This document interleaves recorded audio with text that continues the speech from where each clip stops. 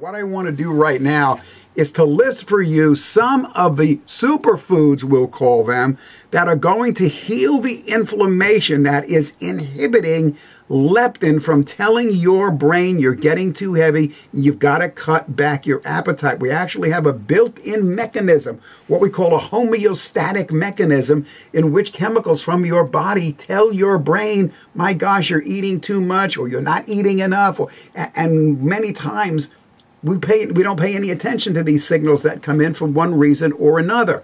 In the case of leptin, this hormone secreted by fat tissue gets to the brain, says, hey, come on, cut back your appetite. We're getting out of control here. Your body doesn't listen because inflammation blocks it. So what are the foods that you can consume that can literally get rid of this inflammation? Of course, the major thing we want you to do is to get rid of the fat, right? Lose the weight and put the inflammation out.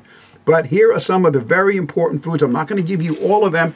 If you want more, we'll give them to you later on in the program. Here are the top unsweetened beverages. Blueberry juice, way up on top. We've talked about this before. Blueberries, cherries, pomegranate, these dark purple fruits and vegetables are amazing at reducing inflammation and normalizing the way leptin talks to the brain. So get it as food, or get it as your double purple heart and brain, or your organic reds, but get those reds into your body 2 to 3 times a day if you are overweight or obese. Number one on the list, blueberries, and then blackberries and cherries and strawberries and pomegranates and acai and mangosteen. You know, all these great dark purple blue fruits and vegetables, plus green tea.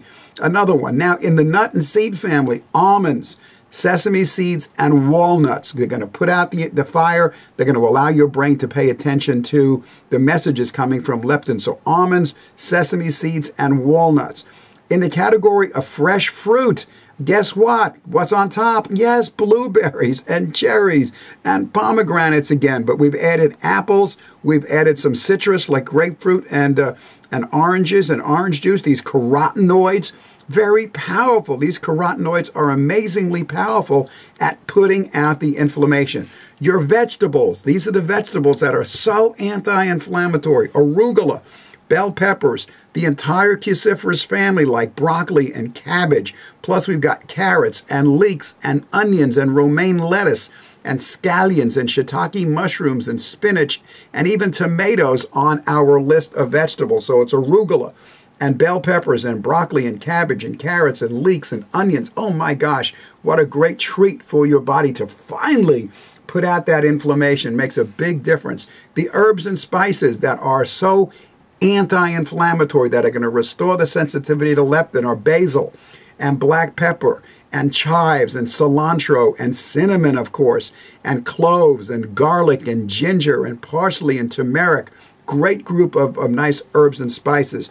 The fish family, flounder, salmon, sole, and tilapia. Those 4 major powerhouses at putting out inflammation. Flounder, salmon, sole, and tilapia. And those are the major foods that are going to reduce inflammation. We could have some low-fat yogurt in there. Some Greek yogurt would be in there as well. That's why I say I want you 3 times a day. How many times have we said this? To have a half of a cup of berries, a quarter of a cup of nuts, and some people now are starting to advise a half a cup of nuts as well instead of a quarter of a cup. But let's right now stick to a half a cup of berries, a quarter of a cup of nuts, 2 to 3 times a day, and you can mix that into nice Greek yogurt. Blend it up, mix it up. It's a great treat. Not only is it a great treat, but it's very, very anti-inflammatory.